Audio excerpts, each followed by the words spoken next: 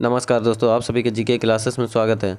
दोस्तों, previous paper का जो सीरीज शुरू किया गया था उसका ये दूसरा सेट है। और दोस्तों, इन प्रश्नों के साथ साथ हम लोग इससे जुड़े हुए प्रश्नों को भी देखते हुए चलेंगे जो एग्ज़ाम में पूछे गए हैं या पूछे जा सकते हैं।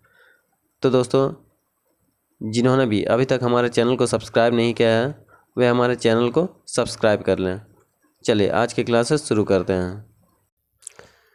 ध्वनि तरंगे कहाँ से होकर नहीं गुजरती हैं? यह दोस्तों निर्वात से होकर ध्वनि तरंगे नहीं गुजरती हैं।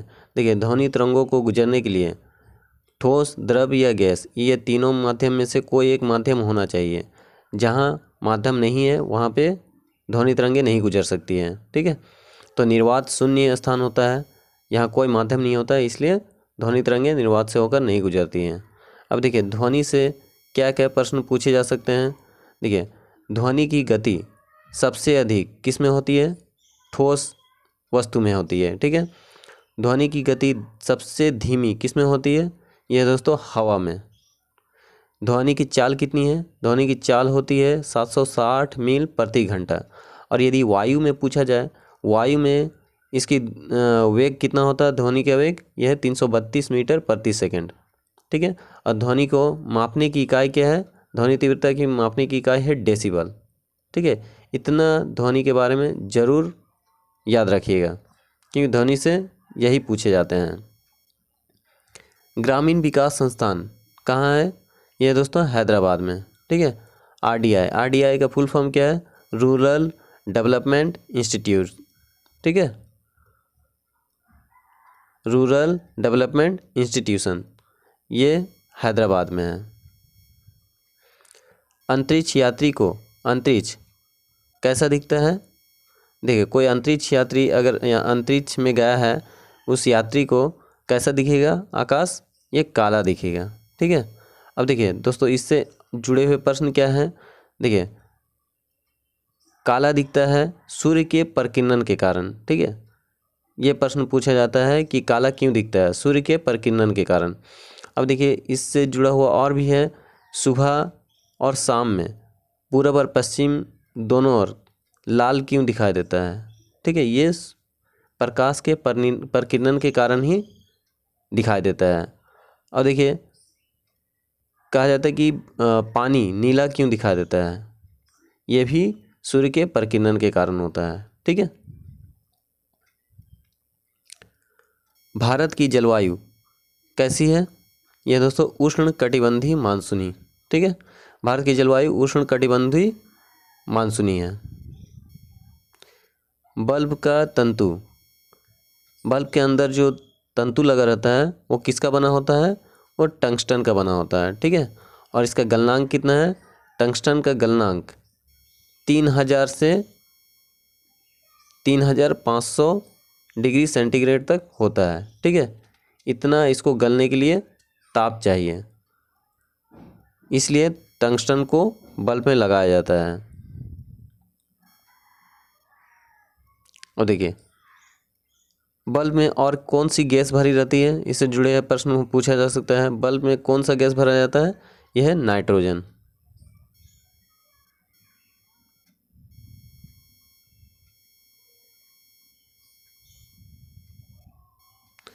खून की कमी किसको दर्शाती है? यह दोस्तों निम्न हीमोग्लोबिन। ठीक है, निम्न हीमोग्लोबिन मतलब कम हीमोग्लोबिन होने के कारण ही खून की कमी कहा जाता है। ठीक है, अगर हमारे शरीर में हीमोग्लोबिन कम हो जाता है मतलब खून की कमी हो जाता है। ठीक है, अब देखिए, इससे जुड़े हुए प्रश्न क्या है? खून का जो अध्ययन होता है वो क्या कहलाता है? वो दोस्तों हीमोग्लोबिन से ही आता है। हेमाटोलॉजी। ठीक है, हीमो से हेमाटोलॉजी। ठीक है, रक्तदाब को मापने के लिए कौन सा उपकरण का प्रयोग होता है? यह दोस्तों स्फिग्मोमैनोमीटर। ठीक है, स्फिग्मोमैनोमीटर रक्तदाब को मापने के लिए किया जाता है।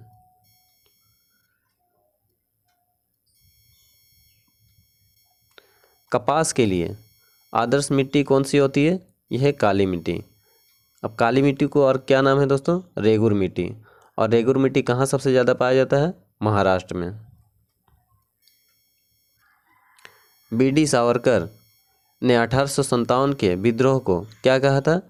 ये स्वतंत्रता का प्रथम भारतीय संग्राम कहा था।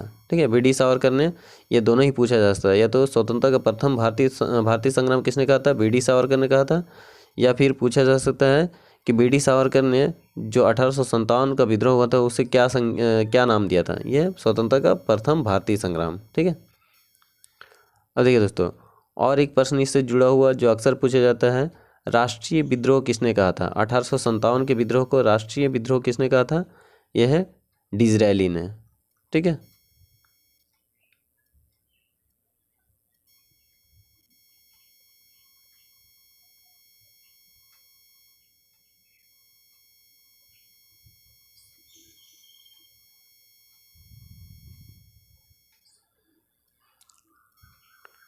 भारतीय संविधान में सरकार का संसदीय स्वरूप कहाँ से लिया गया है?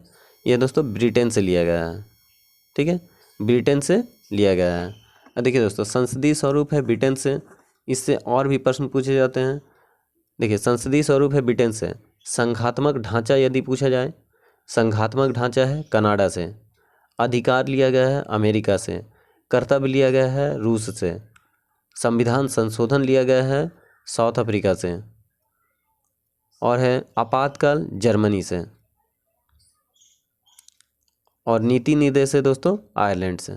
ठीक है, तो ये अक्सर पूछे जाते हैं। पूना समझौता, पूना समझौता का लक्ष्य क्या था? निचली जातियों को प्रतिनिधित्व देना। ठीक है, पूना समझौता का लक्ष्य क्या है? निचली जातियों को प्रतिनिधित्व देना था। ठीक है, और देखिए, पूना समझौता किसके किसके बीच हुआ था? महात्मा गांधी और अंबेडकर के बीच। ठीक है, BR अम्बेडकर के बीच। और कब हुआ था दोस्तों? 24 सितंबर 1932 को। ठीक है, 24 सितंबर 1932 को हुआ था। डेट भी याद रखिएगा।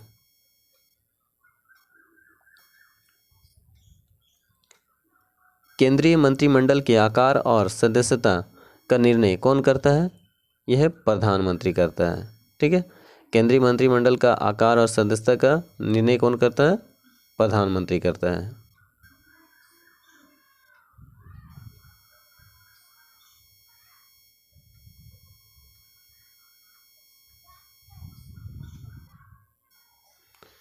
टेस्ट क्रिकेट में प्रयोग होने वाली गेंद का वजन कितना है? ये दोस्तों 5.50 औंस से याद रखिएगा। टेस्ट क्रिकेट में प्रयोग होने वाली गेंद का वजन कितना है? 5.50 औंस। चीन में लाल क्रांति किसके नेतृत्व में हुआ था? चीन में लाल क्रांति हुआ था माओ त्से तुंग के नेतृत्व में। ठीक है, और आप लोग डेट बताइएगा। इसके पहले वाले वीडियो में मैंने बता दिया है चीन में लाल क्रांति किसके नेतृत्व में है? माओ त्से तुंग में। आप लोग बताइएगा कब हुआ है, लाल क्रांति कब हुआ है। ठीक है,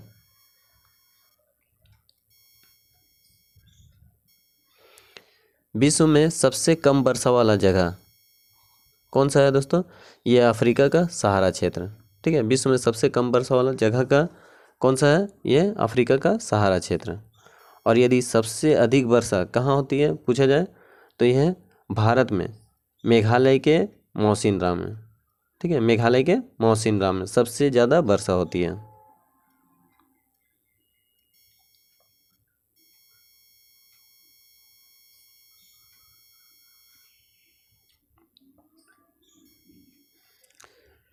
विश्व में मीठे पानी की सबसे बड़ी झील कौन सी है? यह है सुपीरियर झील। ठीक है, विश्व में मीठे पानी की सबसे बड़ी झील कौन सी है? सुपीरियर झील। और ये कहाँ है दोस्तों? अमेरिका और कनाडा की सीमा पर है। ठीक है, सुपीरियर झील कहाँ है? अमेरिका और कनाडा की सीमा पर। अब देखिए, इससे जुड़े हुए प्रश्न क्या पूछे जा सकते हैं? विश्व की मीठा, यहाँ मीठा पूछा है, खारा पूछ सकता है। ठीक है, विश्व की सबसे बड़ी खारे पानी की झील, खारे पानी की झील है दोस्तों कैस्पियन सागर। ठीक है, कैस्पियन सागर सबसे बड़ी झील है खारे पानी की। और सबसे अधिक ऊंचाई पर स्थित झील पूछा जाए तो वो है टिटिकाका। ठीक है, और सबसे गहरी झील यह है बैकाल झील। तो इतना जरूर याद रखिएगा। सिकंदर की मृत्यु कहाँ हुई है? यह दोस्तों बेबीलोन में। ठीक है, बेबीलोन में सिकंदर की मृत्यु हुई है। कब हुई है? 323 ईसा पूर्व। ठीक है, 323 ईसा पूर्व में। और देखिए दोस्तों, इससे प्रश्न क्या पूछा जाएगा, और सिकंदर ने भारत पर कब आक्रमण किया था? यह है दोस्तों 326 ईसा पूर्व, ठीक है, 326 ईसा पूर्व में भारत में आक्रमण किया था। और सिकंदर के साथ किसका युद्ध हुआ था? यह दोस्तों पंजाब के शासक पोरस के साथ, ठीक है। और इस युद्ध को कहा जाता है हार्डी स्पीच का युद्ध, झेलम का युद्ध, बितस्ता के युद्ध। देखिए इन तीनों नामों से जाना जाता है सिकंदर और पोरस के बीच जो युद्ध हुआ था।